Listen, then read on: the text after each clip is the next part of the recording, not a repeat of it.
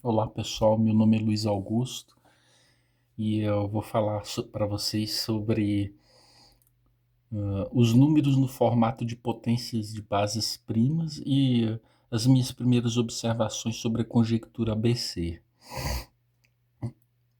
Aqui eu vou mostrar como que eu salvei as partes significantes, né, dos números no formato de potência de base de primos, né, no caso as potências desses primos que compõem um número.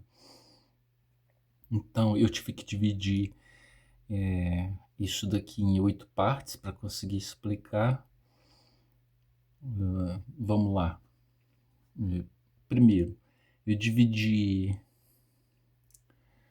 em 8 partes e aqui, inicialmente, no primeiro, eu vou falar das definições de coprimo e o que é a função radic de x.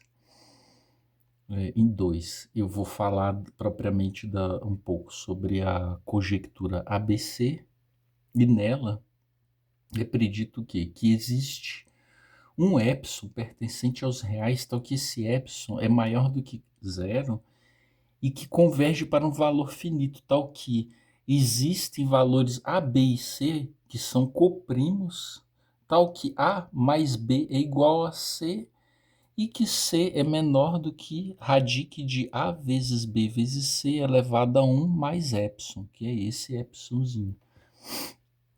É um pouco complicado entender o significado desse epsilon aqui agora, logo de cara. Então, a gente pode reduzir um pouco o problema a esse nível aqui, ó, para depois a gente tentar ver a complexidade da conjectura ABC aqui no final. A gente vai ter que passar por alguns estudozinhos, né?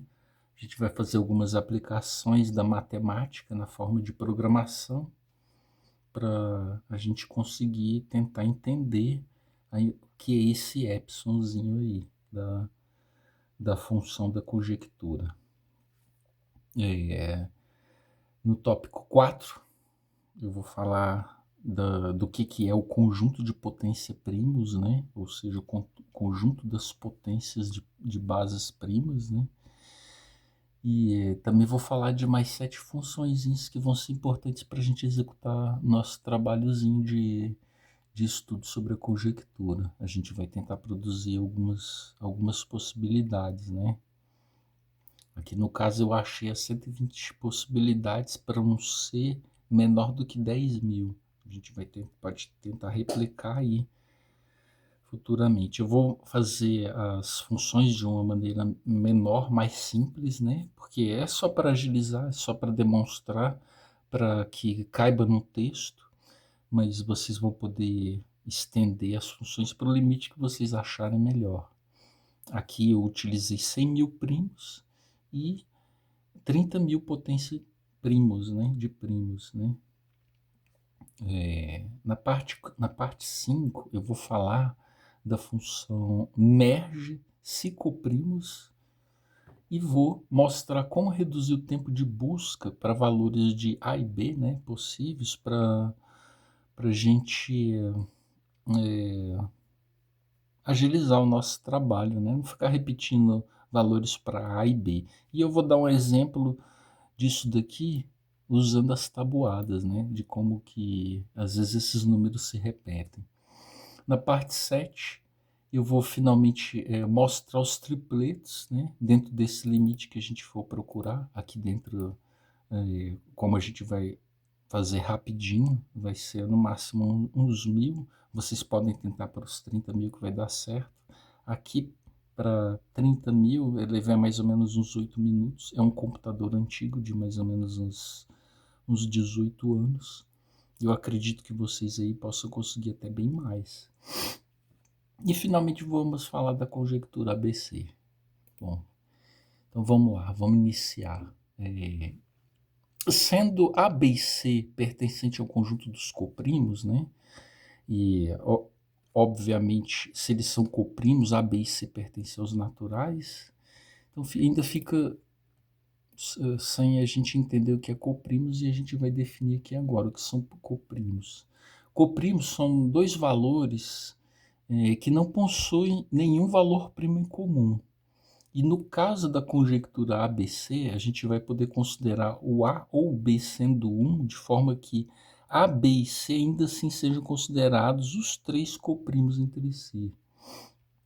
Tá, e a definição de radic de x, a gente vai ter que aceitar que o número natural maior que 1 ou ele vai ser primo ou não vai ser primo. E sendo x não primo, então ele é composto por no mínimo dois outros primos, né? Ele pode ser composto por 3, 4 ou potências desses primos, né? Mas o mínimo é um par de primos que vai compor um número que não seja primo. O limite, então, máximo para a busca de primos que compõem esse x, se a gente for fazer de forma unitária, né? De 2 mais 1, que é 3, mais 4, mais 1 que é 4, mais 1 que é 5, se a gente for fazer essas buscas, né? Essa busca ela não precisa estender até um número que passe da raiz de x, né? Então a gente pode escolher um y que vai delimitar a busca, né, por esses primos como sendo a raiz de x. À medida que esse y foi incrementado, né, de 1 em 1, então, se ele começa no zero, ele foi incrementado de 1 em 1, então ele sempre vai ser natural. A operação radic, ela tem como resultado a multiplicação apenas dos primos que compõem o x sem repeti-los. Ou seja, as potências dos primos que vão compor esse x, se elas forem maiores do que zero, a gente vai ter que transformar elas em 1 na resposta. Ou seja, é como se fosse uma álgebra de Boole. Na álgebra de Boole, a gente só tem 0 ou 1, ou no caso é falso ou verdadeiro. A gente levando essa ideia para a álgebra de Boole, qualquer número que for diferente de zero, então ele vai ser considerado como se fosse 1 para a gente produzir o radic de x. Então, se o radic de x for composto por vários números repetidos, vai ser basicamente a mesma coisa que esses números primos, só que elevados todos a 1. Então, sendo x primo, ele só vai poder ser composto por ele mesmo e 1. Então, o radic de x só pode ser x se ele for primo. E se o x for 1, então o radic de 1 vai ser 1. Agora vamos supor um x qualquer, por exemplo, x igual a 117. Temos que a raiz de 117, temos que o radic de 117 vai ser igual a 3 vezes 13, que é igual a 39, pois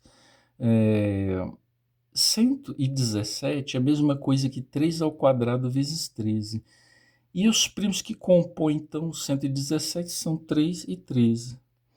Então, por isso que o radic de 117 é 39, pois é igual a 3 vezes 13. Tá. Agora aqui, vamos falar um pouquinho da conjectura. A gente falou o que é o radic, a gente viu o que é o radic, mais ou menos como que se chega no radic de um valor e o que são coprimos, né? Então, se um número é coprimo de outro, então ele não tem fator primo com esse outro número. E o radic, para a gente obter o radic desse número, se a gente tiver o número no formato de potência de bases primas, é só a gente pegar todas essas potências que forem diferentes de zero e substituir por 1. Então aqui, se a gente tem esse conhecimento, a gente já consegue dar uma visualizada um pouco melhor no que é esse epsilonzinho aqui, ó. O que é a conjectura ABC. Vamos continuar. Então, inicialmente estudaremos as funções necessárias ao entendimento da conjectura. Assim, por enquanto, vamos focar apenas nessa parte. Tá? Porque a gente ainda vai dar mais uma olhada aqui nesse radic aqui. Ou seja, antes de dizermos qualquer coisa sobre o epsilon agora, vamos inicialmente considerá-lo como sendo zero. Aqui, ó, é como se fosse elevado a 1 mais epsilon. Só que se o epsilon é zero, então como se o 1 aqui não torna-se desnecessário. Aqui o nosso epsilonzinho. Mais à frente, faremos dois tipos de função radic, onde a outra será mais rápida, mas com resultados equivalentes e próprios para a gente executar nesses cálculos que a gente vai fazer. Então, agora eu vou começar a parte mais prática, aquela que a gente vai apresentar uma outra definição, que é potência primos. Eu vou chamar de potência primos, né, o conjunto dos números de potência primos é o conjunto dos conjuntos das potências de cada número escrito no formato de potência de base de números primos. Ou seja, ela é uma matriz linha contendo várias matrizes linha. Então, nessas matrizes linhas que vão estar dentro dessa matriz linha principal, que é o potência primos, cada matriz linha dessa lá dentro, ela vai representar um número na forma de potência de bases primos. Só que a gente só vai pegar a parte principal, porque como a gente já tem os números primos na forma da lista, né, que a gente fez no vídeo anterior, vai se tornar desnecessário a gente se preocupar com os números primos. No momento a gente vai se preocupar com quais são os valores das potências que elevam esses primos. Então, ou seja, dados x e n pertencentes aos naturais, sendo n menor ou igual a zero e n igual a x menos 2, o enésimo termo contido lá em potência primos deve ter esse tipo de resposta. Se a gente quiser saber como que é escrito, por exemplo, o número 6 na, na, na forma de potência de bases primos, a gente vai ter que ir lá na lista de potência de primos, que é esse conjunto que eu estou sugerindo criarmos, né? E ele vai encontrar os valores que estão lá dentro, né? E no caso para o 6 aqui, vai ter 1 e 1. Então, a matriz linha contida dentro de potência primos que representa o 6 é 1 e 1. E esse 1 e 1, ele representa o quê? Ele representa esse primeiro 1 do 2 e esse segundo 1 para o 3. A gente pode fazer um acordo aqui. Não coloquei essa definição no texto. A gente vai fazer aqui agora para facilitar a nossa comunicação. A gente pode ver que nesses números aqui, ó, na forma de potência de base primas, a gente tem uma série de casinhas aqui, ó, onde tem números números primos em sequência. Alguns deles aqui, ó, não vão ter porque só vai ser necessário 2 elevado a 2 para a gente saber que é 4. E aqui, ó, para o 5, só até o número 5, ó, o primo elevado a 1, esse número 5 elevado a 1, só ele, a gente sabe então que esse valor é para o 5. Então a gente vê que ele vai subir aqui, ó, vai aumentar, depois vai diminuir, vai aumentar e vai diminuir. A gente só vai pegar a parte em que for possível construir o valor, né, do número que a gente vai estar analisando, né? Para cá aqui, ó, não interessa mais, porque para cá seriam como se todos os primos fossem zero, elevados a zero. Aqui também, aqui também. Então as partes importantes é até aqui, para o 7, para o 6 é até aqui, para o 5 é até aqui, para o 2 é até aqui, para o 3 é até aqui. E o que eu quero combinar aqui? A gente tem os números decimais e aqui a gente vai ter, então, no caso, números primais. É um nome que eu estou inventando para facilitar. E eu vou chamar essas casas de casas primais para gente não se perder. Só que vai acontecer o seguinte, tanto aqui, ó, nessa forma como eu estou apresentando esses números, ó, potências de primos, como aqui, eu vou chamar essas casas que estão aqui, ó, de casas primais, ó. E essas aqui também, para a gente não se perder. Só que a diferença é que, como a gente já tem os primos, esses valores que estão todos aqui, ó, a gente não vai precisar colocar os primos que aparecem aqui, ó. A gente só vai precisar das potências que elevam esses primos. A gente já tem a lista dos primos.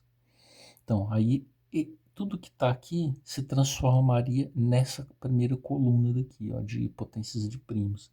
A coluna dos números na forma de potência de base primos, a parte significativa é só essa daqui, ó, que está em potências de primos. Então, se a gente tiver um x igual a 10 e a gente quiser saber quais são os valores que formam o 10, os valores primos que formam o 10, a gente só iria precisar fazer o quê? Jogar um n igual a 8 dentro de potência primos, que iria retornar 2, né, com potência 1, 3 com potência 0 e 5 com potência 1. No caso, só retornaria as potências aqui. Bom, vamos dar continuidade. Isso daqui é como eu vou querer, isso daqui, essa coluna é como eu vou querer as respostas para o conjunto potência primos. Então, para a gente pegar, para a gente produzir essa lista potência primos, a gente vai fazer isso num código-fonte. Vamos lá. E esse tipo de cálculo, né, de já salvar essas listas de números, é algo que agiliza o nosso trabalho de cálculo, né?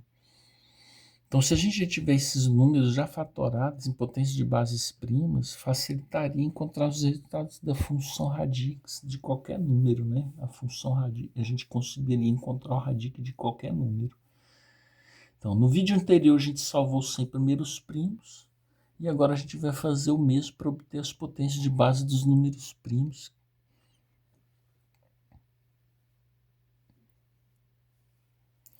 A gente vai utilizar a lista anterior dos primos que a gente já salvou.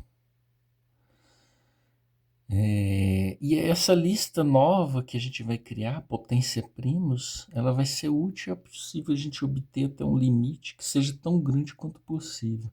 Para facilitar, salvaremos em arquivos apenas o conjunto dos números mais importantes de base de potência de primos. Só salvaremos as potências, pois cada potência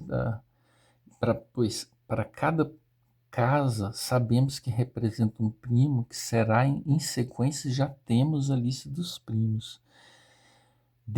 Desse potência primos, podemos obter a potência prima, ou seja, chegar rapidamente aos números fatorados de qualquer número de 2 até 30 mil. 30 mil é um bom tamanho para começar a estudar. O conjunto desses números será chamado de potência primos e será uma matriz linha de matrizes linhas. Tá. E como que eu fiz essa função? Como que eu fiz eu gerei? Vão ter duas funções, né? Uma para produzir esse potência primos, e ela vai ser bem demorada, né? E eu vou querer salvar ela mais ou menos nesse formatozinho aqui. Com a diferença que não vai ter essa vírgulazinha aqui no final. Na hora de salvar, a gente tem que lembrar de que o programa está gerando todo esse monte de potência primos, né? Só que no finalzinho vai aparecer essa vírgula. Ok, eu vou mostrar como que eu cheguei nesse valor potência primos. É essa função. Aqui, essa daqui é a função get potência primos. O que acontece? Inicialmente a gente tem criar uma variável result, que é onde vai receber as potências de primos que compõem um número x. A gente tem uma variável temporária aqui que eu chamei de número primo atual, que eu chamo de zero, né? No momento não tem nenhum primo que a gente está olhando. E o limite vai ser aquele que a gente falou anteriormente, né? Que vai ser a raiz de x. Então, que esse limite... onde que eu tá? Não usei aqui. Então a gente pode tirar, tá vendo? Não tem esse limite aqui. Esse daqui é o limite só precisa pro primo. Tá, então vamos lá, voltando. Então, aí a gente precisa o quê? De um n inicialmente igual a zero, porque a gente vai precisar olhar dentro da lista dos primos, né? Começando pelo zero, se o n for zero, né? Então, o resultado desse valor aqui seria 2. É o primeiro valor que a gente vai analisar e comparar. Se o x for divisível por 2, ele vai deixar um resto. Ó, esse daqui é o símbolo de porcentagem. Quando a gente faz x porcentagem algum valor, ele vai verificar se deixa resto nessa divisão. Então, o que acontece? Toda vez que ele verificar isso daqui, ele vai procurar um resto. Se não deixar resto, então o número atual vai ser incrementado, que é isso daqui, e o x vai passar a ser o quê? X dividido pelos primos. E isso daqui vai ficar fazendo, ó, até que complete, né, esse laço fora aqui, ó. Então, essa daqui é a função que eu estou utilizando para pegar a potência dos primos de x. Ele só vai pegar as potências dos primos de x. Então, eu vou querer pegar, ó, eu posso seguir, ó, por exemplo aqui, eu tenho o limite aqui, ó, ele é dado pela quantidade de primos que eu tenho na minha lista. Ele não vai poder fazer as divisões se não tiver um primo aqui, ó, por exemplo, com um n é maior do que 100.000. E o nosso x, ele vai ter que ser o que? Diferente de 1. Porque senão não faz sentido. Então o que acontece? Se o x for diferente de 1, ó, ele vai entrar aqui dentro dessa função. Então a gente nunca vai utilizar o x igual a 1, porque a gente sabe que a potência de primo para o 1 é o mesmo que 1, né? No caso, na verdade, nem tem, né? Nas potências de primos, né? Na potência de primos, o primeiro valor que vai estar lá dentro é o 2. Então, por isso que a gente não vai aceitar o 1 aqui, ó, no valor do x. E aí, ele sendo diferente de 1, ele vai ser permitido e vai tentar todos os primos que tiverem aqui dentro. Claro, a gente vai tentar testar valores menores, né? Entre 2 e menores do que 30.000, né? Para ir para o caso que a gente vai fazer. Bom, então, é o que acontece. Toda vez que esse número deixar um resto, então a gente vai estar guardando, esse valor atual dentro do resultado. Então vamos supor, o número atual aqui, vamos dizer, número atual é o valor da potência. Eu vou até mudar aqui agora, ó. Potência para potência atual. Atual.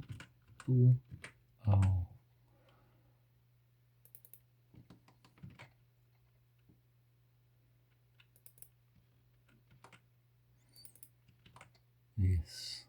Para a gente não se perder aqui. Opa. E aqui também. Então, porque ele vai ter que guardar, ó, quantas vezes ele vai ser divisível aqui? Então, vamos supor, o número 8 ele vai ser divisível por 2, 3 vezes. Então, quando esse pote atual aqui atingir esse valor, no caso, 3 vezes, considerando que o x fosse 8, né? Então a gente teria só para o primeiro valor, para a primeira casa primal, um pote atual igual a 3 e terminaria a função, né? Quando eu chegasse nesse caso aqui em que o x, né? Porque se o x aqui vai chegar uma hora que o x vai ser 1, né? Porque vai dividir pelo último primo e aí vai terminar a função, ó. Ela vai sair dessa função aqui e vai adicionar a potência atual. Então isso aqui vai acontecer para cada vez que um valor primo repetir. E ele vai gerar esse resultado. Tá? E para mostrar o máximo desses valores x que a gente precisa, eu criei essa função print potência primos hard. Eu chamei ela de hard porque isso aqui é um processo demorado, né? Para 30.000, esses, dessas potências de bases primas, né? Vai levar mais ou menos uns 10 minutos para produzir esse arquivo, né? Pode ser que seja bem demoradinho, né? Mas é possível. Então vamos continuar. Aqui foi como apresento e jogo na tela, ó. Então esse método ele é demorado, mas depois que a gente conseguir esses valores, ele vai gerar um resultado parecido com esse daqui. E eu vou salvar esses valores todos que estão aqui, quando ele for gerado, né? No caso seria os 30.000, aqui eu produzi só 40 para a gente ver, né? E a vírgulazinha que a gente tem que tirar no final, ela tá aqui, ó. Seria essa daqui. Então, após a gente salvar esse potência primos, olha só, eu salvei aqui e é enorme o arquivo, ó. Propriedades, potência primo, ele tem mais de 20 megabytes. É a metade do primeiro HD que eu tive na vida. Vou abrir só para vocês darem uma olhadinha. Eu nem vou demorar muito, olha o tanto que ele demora para abrir. Ele é pesadinho. Bom, e é isso daqui. Então a gente vai ter uma variável potência primos que vai ter todos os nossos, todas as nossas potências de cada valor numérico de 2 até 30.000. Então essa daqui é a nossa função que vai gerar. Então essa é a primeira que vai gerar para cada x. E aqui a gente vai fazer de x indo a 2 até 40. E aparece esse resultado. Agora, de posse desse arquivo que a gente salvou, que contém todos esses números primos, né, que a gente quer que vai estar aqui em potência primos, a gente pode fazer uma prova real, né? Que é o que, se a gente obter da forma pesada, a gente não vai mais precisar obter esse potência primos da forma pesada. Depois que ele estiver guardado lá em potência primos, a gente só vai precisar chamar o enésimo termo dessa forma. Aqui no caso, se o enésimo termo for 0, a resposta seria 1.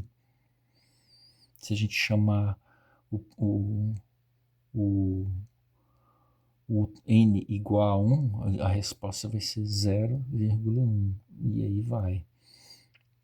Então, esse método aqui, ó, de pegar já direto da lista, é muito mais rápido do que a gente ficar produzindo os números toda hora que precisar. Então, a gente já vai deixar eles guardados aqui. Então, agora, depois de salvo, então essa daqui passaria a ser a forma como eu posso pegar os números aqui, ó. Eu peguei até o número 8, ó, de 2 até 8. Esse é menor aqui, ó. Então, vai ser de 2 até 9, ó.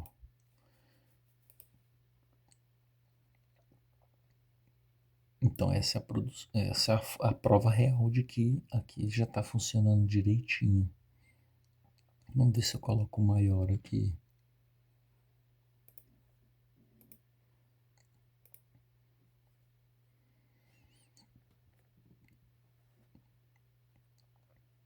Então, aqui, agora produziu até um x igual a 17.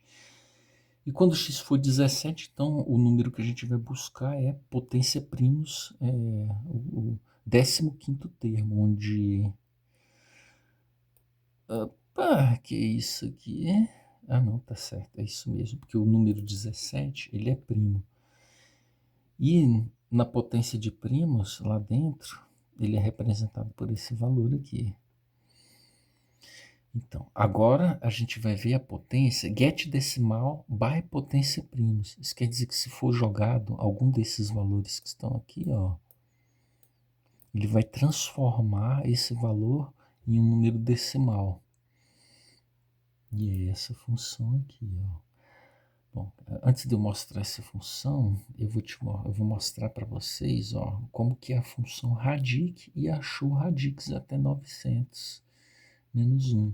Eu não coloquei ela aqui, mas aqui no vídeo eu vou apresentar para vocês como ela é feita. Quem quiser, tiver interesse em utilizar, está funcionando. Quem quiser ver ela depois sendo executada, pode executar aí. Mas aqui no momento ela não vai ser utilizada, né? Então, a função que vai gerar o nosso decimal a partir de qualquer número vindo do conjunto potência primos é essa daqui, ó. Então, a gente tem um resultado inicialmente, a gente considera como 1, né? Ele vai dar algum resultado qualquer. E a gente vai passar pelo array, né? Que é o nosso número de potência prima, né? Ele vai ter uma quantidade de potências de primo dentro dele. E a gente vai fazer o quê? Vai elevar esse primo a essa potência. E toda vez que aparecer um primo lá dentro com uma potência nova, a gente vai multiplicar no result e vai retornar o resultado. Como isso daqui é para um número dos conjuntos, um número do conjunto potências prima, a gente pode chamar ele quantas vezes a gente quiser nessa função que eu chamei de prova real. Aqui dentro eu vou colocar, por exemplo, potência primos, x menos 2. Então, quando o x aqui é 2, ó, ele vai buscar o potência primos com o n igual a 0. Se for 3, vai buscar com o n bem aqui dentro, igual a 1, e assim sucessivamente, até completar o 10. Então, isso daqui, ó, é o que a função getDecimal potência primos vai gerar se a gente puser potência primos com um índice qualquer aqui, ó. Então, potência primo para 0 seria esse valor aqui, e transformado, né, em decimal seria 2. O mesmo vale para os outros índices. Se a gente tem aqui o índice 6, o resultado aqui, se ele fosse 3, então só aqui, ó, para o 2, então a gente teria aqui, ó, o resultado é 8. Então, vamos lá, continuando. Aplicação, né?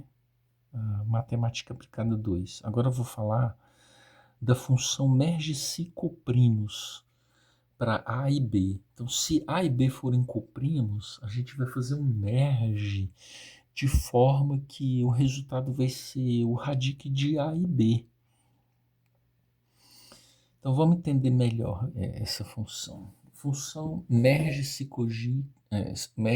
coprimos A e B.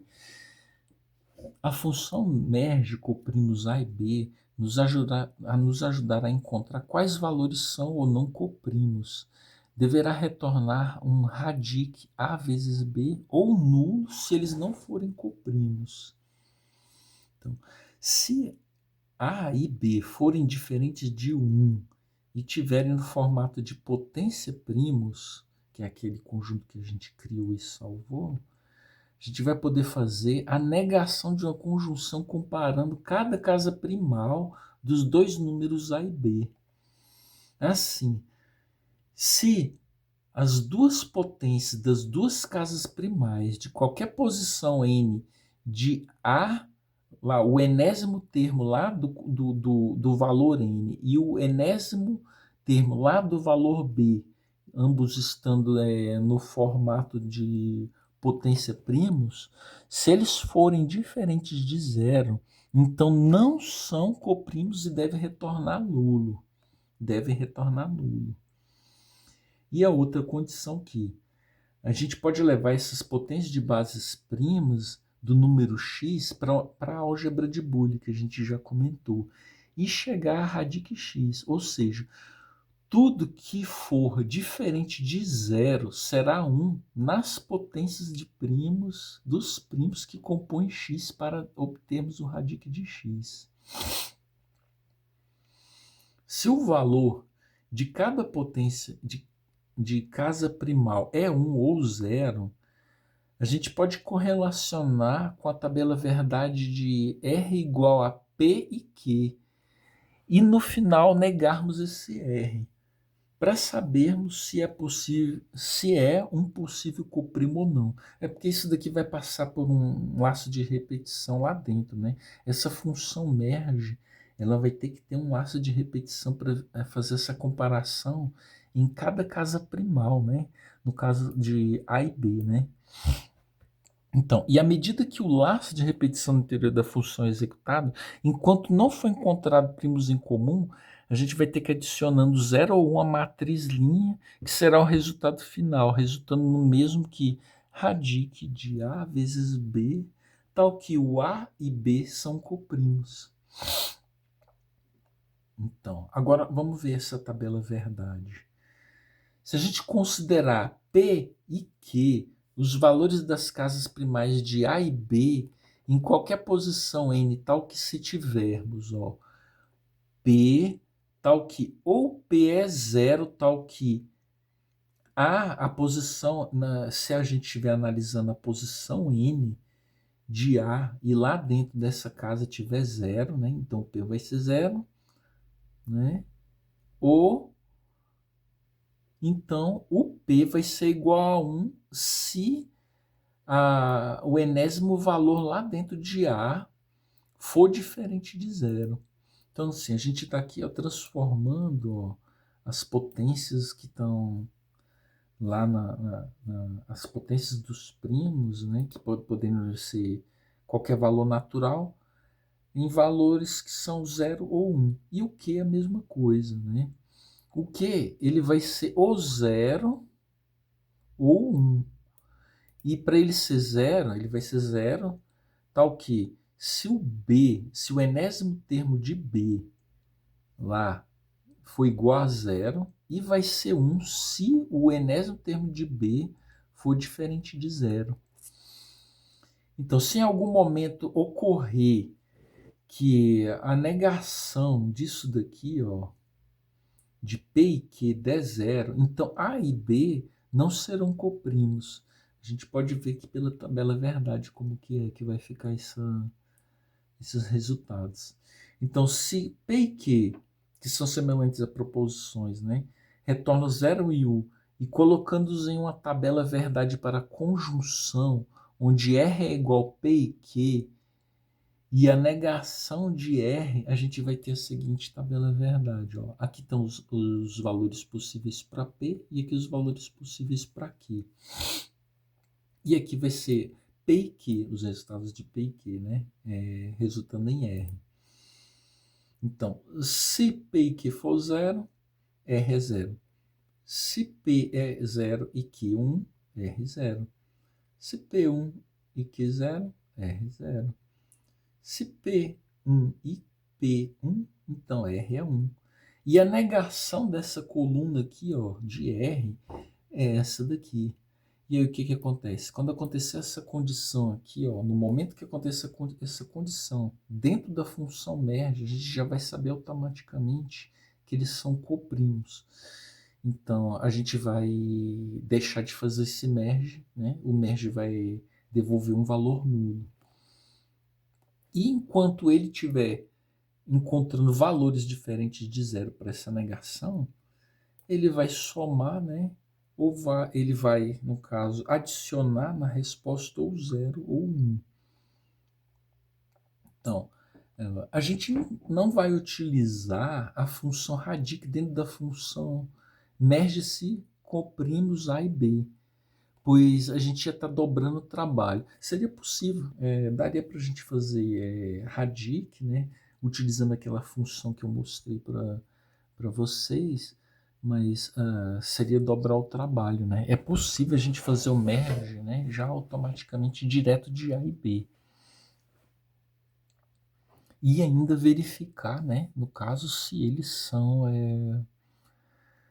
coprimos, né? Então, agora, vamos lá, seguindo.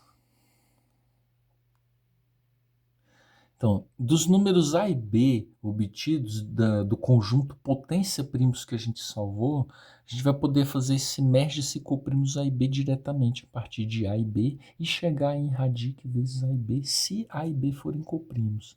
Observe que para cada potência de primo que forma o x, precisa ser operado na forma de lógica de Boole dentro do merge AB, merge se coprimos AB. Essa lógica é simples, ou seja, como no radic, né, é igual o que acontece no radic, se o mesmo é o mesmo que pegar todas as potências de primos que formam o x e que sejam diferentes de zero e transformá-las em 1. Então essas potências desses números lá a gente vai transformar em 1 se forem diferentes de zero. A gente vai fazer de uma forma diferente que no radic, né, dentro do merge. Pois no caso a gente tem que comparar cada casa primal de A e B. Sempre que qualquer x natural, x pode ser escrito na forma de potência de base primos, ou seja, existe um representante dele no conjunto potência primos, valor que eleva a potência dos primos que forem diferentes de zero se tornarem 1. Então, aí esse daqui é como que deve ser a função merge para a gente trabalhar com ela. Então, ela vai receber dois valores, no caso A e B, e eles vão ser do tipo potência primos. E esses valores eles vão vir assim nesse formato, ó. Eles podem vir assim, ó, no formato 1, 0, 1, 0, 0, não importa, ou pode vir qualquer número natural. Agora, esses aqui a gente só de olhar a gente já sabe então que isso aqui é a radic, ó, o próprio é a radic de um número, né? Se a gente desfazer isso daqui para voltar no número decimal e a gente tentar aplicar o radic desse número, vai ser o radic desse próprio número. Porque o primo só aparece uma vez aqui, uma vez aqui. O contrário desse outro aqui, ó. Depois que aplicar radic no número igual a esse daqui, ele vai se tornar esse daqui de baixo. E o mesmo para esse daqui, ó. Se a gente aplicar o radic desse número, ele vai se tornar esse daqui de baixo. E o merge?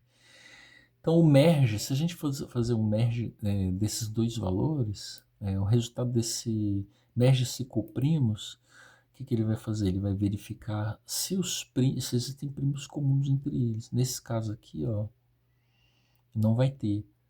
Porque o que está aqui não está aqui. E o que está aqui não está aqui. E o que está aqui não está aqui.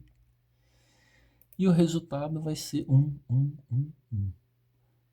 nesse merge. Outro exemplo, supondo que aqui é 1 e aqui 0 e 1, na hora de fazer o merge vai ser igual ao daqui de cima. Agora, vamos supor, esse daqui, o valor da casa primal aqui é igual ao valor dessa casa primal aqui. Então, quando isso daqui acontecer, mesmo que aqui seja 2 e aqui 2 e qualquer valor que tiver aqui, se tiver um valor diferente de 0 aqui e aqui, na mesma casa primal, né, de A e B, então eles não são coprimos e vai retornar nulo.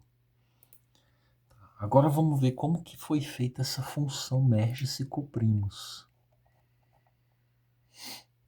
Essa é a minha função merge se coprimos. Inicialmente a gente vai ter um valor que guardará a resposta final. A gente vai precisar de dois arrays, né, que eu chamei array 1 e array 2. E o array 1 ele vai ser o número com a maior quantidade de casas primais. E o array 2 vai ser o número, vai ser o array, né? Esse daqui vai ser o array, né, do número, né, que vai ter a menor quantidade de casas primais. Ou seja, se a gente tiver um valor igual a esse daqui, por exemplo, ó, aqui tem 3 casas primais e esse daqui tem 4 casas primais. Então, esse daqui por ter mais casas primais do que esse daqui, eu vou trabalhar dessa forma. Então, se o array 1 é o maior, então o array 2 vai ter que ser o menor. E dependendo do que entrar em A e B, pode acontecer do A ser maior do que B ou do B ser maior do que A. E aí a gente vai passar por essa condição para a gente garantir que a gente vai ordenar, né, esse A e B de forma que o array 2 seja sempre o menor. Porque a gente vai ter que passar analisando cada casa primal, né, de A e de B. E o limite, no caso, né, seria o menor, né? Então não vai fazer sentido a gente comparar, não tem como comparar um, um valor, né, que está além do limite, né, no caso, né? Então o que vai acontecer? Essa função aqui, então, ela vai ser dividida em dois laços for. Isso porque a primeira, ela só vai ter o espaço para comparar, né, o array menor com o maior. E ainda assim, a gente vai precisar continuar fazendo os merges, né, do que sobrar do array maior. Então, bem aqui a gente executa aquele estudozinho que a gente falou da tabela verdade, né? E aqui é onde ela entra naquela condição de que se o P ou o Q forem 1, né, ou maior do que 1, então o R vai ser 1. E a gente vai ter que negar isso. Ó. Se essa condição acontecer, então ele é coprimo. Então, se essa condição aqui acontecer, ó, então ele vai retornar nulo. A função merge vai dizer para a gente que não são coprimos. Agora, se essa condição aqui não acontecer, ele vai poder ser um coprimo. Só que a gente só vai ter certeza depois que terminar todo esse laço for. Porque tem que analisar, né?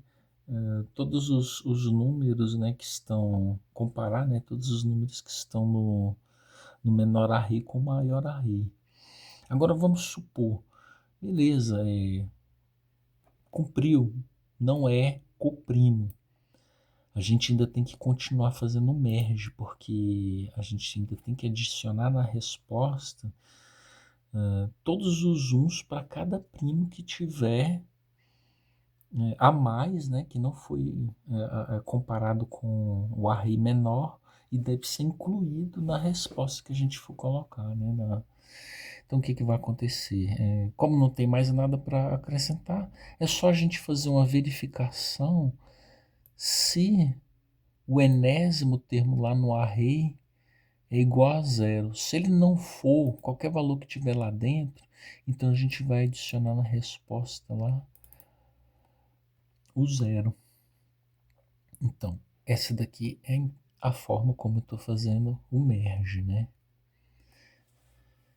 E a gente vai precisar dessa função para dar continuidade. Então, essa função é o que gera algo equivalente a isso daqui. Bom, dando continuidade. Para a gente poder achar A mais B igual a C, às vezes pode acontecer de A repetir com o B, né? E como a ordem dos fatores aí não vai alterar, né? A ordem da soma aí não vai alterar o resultado, né? Seria meio dispendioso se a gente começar a repetir as buscas. Então, para evitar isso daí, a gente vai colocar algumas condições nas nossas buscas para esses valores não serem repetidos. E para ficar fácil de entender como que eu vou fazer isso, por quê, eu vou dar o exemplo das tabuadas, né? As tabuadas no caso de 1 a 10. Então vamos lá. Para não buscarmos tripletos com primos repetidos nas possíveis combinações e pouparmos tempo, mostrarei um exemplo de como faremos os próximos cálculos utilizando como exemplo a tabuada. É comum termos decorado de cabeça a tabuada de 1 a 10 para multiplicação. Nelas percebemos que os valores x vezes y é igual a z, e alguns deles se repetem. Veja o exemplo nas cores vermelho e cinza que repetem como num espelho. Então a gente vê que esse 2 repete aqui, esse 6 repete aqui, o 4 repete aqui, e assim vai, ó.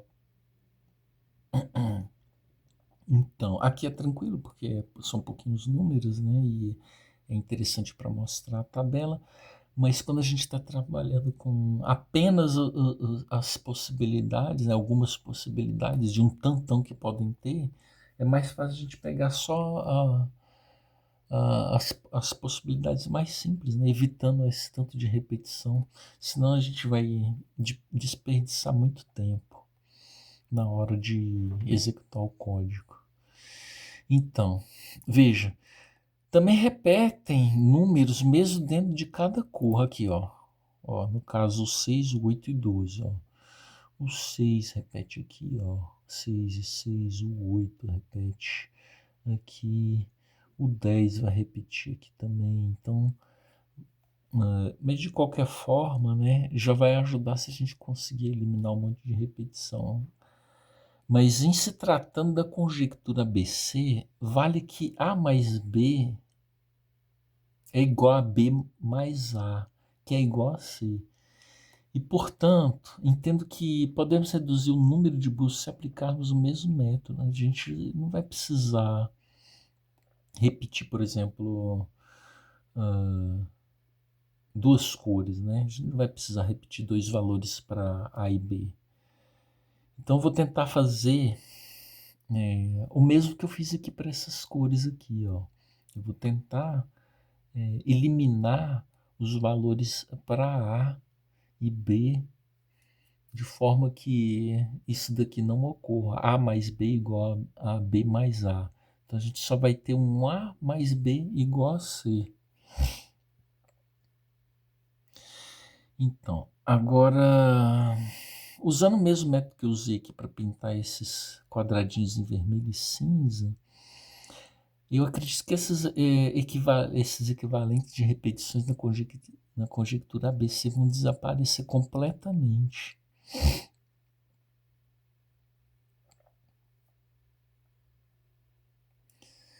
Então, e se essas repetições desaparecerem, vai ajudar, né? No tempo. Então, nas somas de dois coprimos, no caso A e B, se for estabelecido que só pegaremos um B se ele tiver na condição de que B seja maior que A mais 1, essas repetições vão desaparecer. O mesmo princípio Esse mesmo princípio foi utilizado aqui, ó, para pintar essas cores. Eu vou mostrar agora como que ficou. Como que ficou a minha função agora get tripletos, porque foi nela que a gente vai construir utilizando esse conhecimento aqui, essa tabelazinha e os anteriores. Então, a get triplets, ela é um pouquinho grandinha, né? É a maior função que tem aqui no momento. E a gente vai colocar um limite para ela, né? No caso, quem vai chamar essa função get triplets vai ser a minha função print tripletos. Então, o meu limite aqui para essa print tripletos é de 1002. A gente vai procurar até 1000, dentro do espaço de 1000, né? Possibilidades, né? A gente vai achar alguns tripletes, eles vão aparecer. E o limite de busca vai ser em 1000. Para dar 1000, eu coloquei 1002, porque a gente tem que lembrar que o primeiro valor que aparece dentro de potência primos é 2. Então ele vai testar de 1 até o limite de potência primos, né? Até o limite que a gente deu aqui, ó. Tá, então vamos lá. Get triplets. Dado o limite, a gente vai precisar de uma matriz linha com os valores A, B e C de radic de A vezes B vezes C. É aqui que a gente vai colocar a nossa respostazinha. E essa resposta vão ser 4 valores, que vai ser o valor do A, o valor do B, o do C e o do radic A vezes B vezes C. Se a gente começar, a gente vai precisar se atentar que dentro de potência primos não tem o valor para 1. E como a conjectura permite que um dos valores ou A ou B seja 1, então a gente vai ter que dividir essa get triplets em 2 pedaços. Uma considerando que o A seja 1 e o outro considerando que o A comece com 2, né? E aí o que acontece? Essa primeira parte, ela só vai ter um laço, porque a gente não vai precisar ficar fazendo muitas buscas dentro do primeiro valor, que é no caso o A. Já aqui, quando o A for maior do que 2, a gente vai ter 2 laços de repetição for, né? E para o A, a gente vai precisar de um laço para o A e um laço para o B. Começando aqui agora, nesse primeiro laço de repetição aqui, onde o A vai ser igual a 1. Então, vai ser dado o limite, a gente vai subtrair desse limite o A, né? O valor que está aqui. E vai dar continuidade para a gente fazer B igual a A mais 1. Então, esse laço de repetição do for vai fazer para A igual a 1. Ele vai fazer para B igual a mais 1, né? No caso, o B ele vai ter que começar com 2 aqui, né? E vai ter que ir até esse limite. Tá. Então, o C vai ser igual a 1 mais B, porque o A é igual a 1. E a gente vai ter que ter um valor potências B que vai ser o valor, no caso, qual que é o enésimo valor de potência primos? Aqui no caso esse N seria B menos 2. Então, e para o C a gente vai fazer a mesma coisa. Então a gente tem um valor C aqui e a gente vai colocar ele aqui para a gente encontrar qual que é o valor no formato de potência primos aqui dentro para para potência B e potência C. Desses valores aqui, a gente vai fazer o merge, que é daquela função que a gente viu aqui agorinha. Esse merge. E se esse resultado for diferente de nulo, pode ser nulo, né? E se for nulo, ele não vai cumprir, né? Ele não vai apresentar os tripletos para os tripletos. Mas se for diferente de nulos, quer dizer que esses valores aqui, ó, o potência B e o potência C, eles são coprimos. E se eles forem coprimos, eu vou querer pegar ele na forma decimal e vou jogar nessa variável. Então, assim, se eles forem coprimos, né? No caso, a gente vai verificar se esse C ele é maior do que esse resultado aqui, ó. É o mesmo que o radic, ó. Esse valf aqui, ó. Esse diff1 é o radic de potências B e potência C.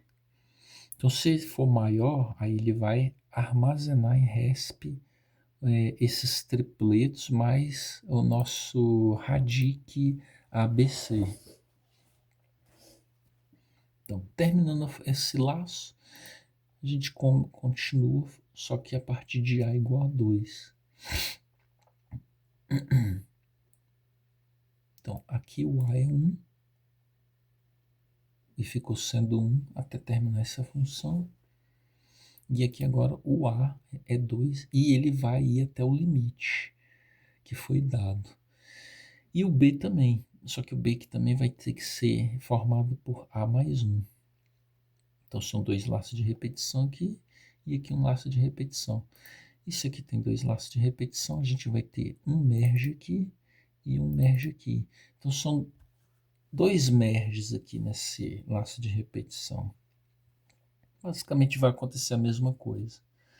Ali em cima, anteriormente, ó, o A era igual a 1. Então potências A já era igual a 1. Então nem usamos ela aqui, ó. Nem precisamos. A gente pode até apagar ela aqui. Você pode ver que ela não entrou aqui nesse laço aqui, ó. Mas aqui, ó, a potências A, ó, já entrou. Porque ela não vai ser sempre 1 como é aqui, ó, no A. A gente vai ter que trabalhar com esse A na forma de potências de A. Quando é 1, potências de A é 1. Então aqui a gente nem usou. E aqui a gente vai usar porque A pode variar de 2 a qualquer valor até o limite que foi dado. Então a gente vai pegar aqui potência de A é igual a menos 2. A gente vai pegar o valorzinho e vai fazer um merge aqui, ó, com potências de B, ó. E o B tá aqui, ó, potências de B, ó, é esse mesmo valor aqui, e o de A é isso daqui. E o de C, ó, a potência de C é o mesmo que o C que foi dado aqui, ó, A mais B. Ali o C, ó, era 1 mais B, e aqui o C agora passa a ser A mais B. Então, tendo potências A, potências B, potências C, a gente vai começar fazendo as merges. A gente vai ver se a potências A é coprimo com potências B. Então, se for diferente de nulo, o resultado de diff, então potências A e potências B são coprimos. E vai dar um resultado, no caso, né, que é o radic de potências A e potência B nessa variável diff1. E agora eu vou fazer um merge diff1 com potência C. E esse resultado vai cair em valf, que é esse daqui. E se esse valf for diferente, desculpa. Ó, e se esse diff2 for diferente de nulo, porque é esse daqui que vai estar retornando o resultado de radic, né, no caso de A, B e C, né? Se eles for se no caso eles for nulo, ele não vai entrar nessa condicional, não vai armazenar nossos tripletos. Mas aqui, sendo eles coprimos, sendo coprimos ou não, né, no caso até antes de entrar no I, a gente vai jogar esse valor de φ e a gente vai transformar ele num decimal para a gente comparar se o C é maior do que esse Valph, que é o que atende à conjectura ABC. Tá. Então, fazendo tanto para A igual a 1 como A maior do que 2, a gente consegue plotar todos os tripletos dentro do limite que a gente quiser. Então aqui por enquanto ele só pega todos os tripletos dentro do limite e aqui dentro a gente vai plotar. Então aqui a gente vai fazer o print tripletos dentro do limite que a gente quer. Então a gente vai pegar os tripletos dentro desse limite que vai cair dentro desse arrayzinho. Então esse array a gente vai abrir ele, né? Então ele vai ser composto de vários números, né? Eles vão ser compostos de vários números e a gente vai imprimir eles, né? São o que que é? O A são 4 números que vão receber, né? Uma coleção de vários números, né? E que vai até n, né? No caso, né? Um array, né? É o tamanho do array, né? Vai de 0 até o comprimento do array, né? A gente não sabe quantos tripletos vão aparecer aqui ainda, né? Então, mas vão ter, a quantidade é limitada e vai ser o que vai limitar o nosso n. Então a gente vai querer fazer aparecer todos os A's, B's, C's, os radiques, né? Que a gente for pegar, né? E o valor deles transformado, do radic transformado em decimal. E aqui eu jogo na tela. Tá. E o resultado que a gente vai ter seria esse daqui. Então, matemática aplicada 3, vimos as funções getTriplets, limite e a printTriplets. A função printTriplets serve para plotar os tripletos da conjectura ABC até o limite que é dado dentro dela. E a função responsável por buscar os limites será a função getTriplets. Esse daqui é o resultado daquela função. A gente pode observar que todos os radiques aqui ó, é 0 ou 1. Bom, vocês vão poder testar para 30 mil, eu garanto que vocês vão conseguir. Eu acho que em menos de meia hora vocês conseguiram produzir. E agora vamos falar da complexidade da conjectura ABC. Bom, esses valores aqui seriam para epsilons a 0, né? Mas agora que a gente consegue entender melhor o que é esse radic, a gente consegue também agora entender qual que é a importância desse epsilonzinho dentro da conjectura ABC. A conjectura ABC, esse epsilonzinho, a gente pode dizer o quê? Bom, em teoria, pelo que se acredita, esse epsilon ele converge para um valor e nunca vai existir A, B e C, por maiores que eles sejam, né, no caso o A e o B, não vai existir um radic A vezes B vezes C elevado a 1 mais epsilon. No caso assim, ó, que o C, de forma que o C seja maior do que isso daqui. Isso daqui, ó, não vai existir. É o que a conjectura diz. Ó, para epsilon infinito, isso daqui é finito. Esse epsilon, ele vai ser finito. Isso daqui vai existir se somente se esse epsilon tiver um valor finito.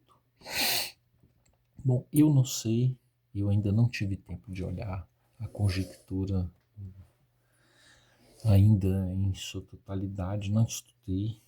Isso daqui é a minha primeira impressão que eu tenho. E eu ouvi falar que tem um japonês, um professor japonês e os seus alunos estão estudando um método que provou essa conjectura, né? Ele é muito complexo. Eu não faço ideia de como que ele está trabalhando.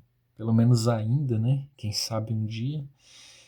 E eu acho natural que os matemáticos, os professores, eles se reúnam em grupos e tentem desenvolver técnicas matemáticas novas, né? Hoje essas questões de patente, de reconhecimento, de credibilidade, de propriedade intelectual, né, quando a gente chega numa resposta igual que ele possivelmente chegou, é provável que eles vão querer formar um grupo de estudo só entre eles para expandir o máximo que eles puderem o entendimento sobre a área que eles estão desenvolvendo, né?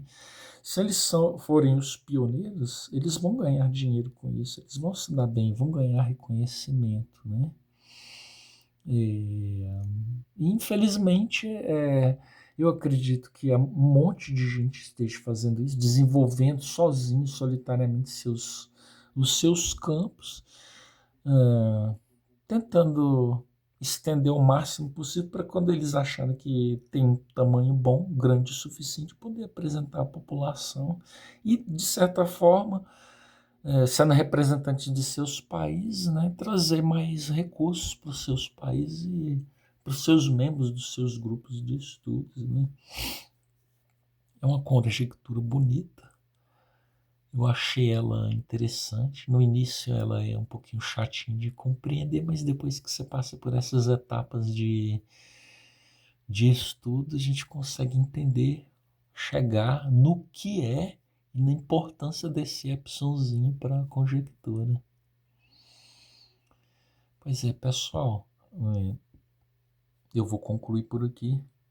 Eu agradeço a todo mundo que teve a paciência de assistir o vídeo.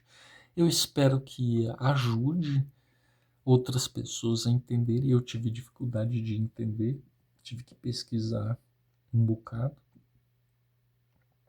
Valeu, pessoal.